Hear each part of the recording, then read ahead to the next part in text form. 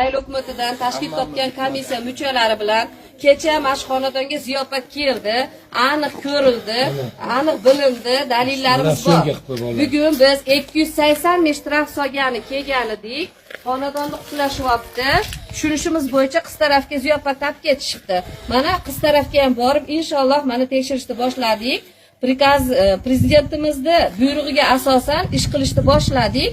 Kechayi tashkil qilingan majlisda natijasi bilan biz e'lon qilgan edik inobatga olishmasdan yana uzuy taxti marosimini juda katta aytirishib, u qiz tomon yana uzuy taxti marosimiga mana ziyofatlar qilgan ekan, 280 ming shtraf ikki tomonga solishga mana bugun boshladik.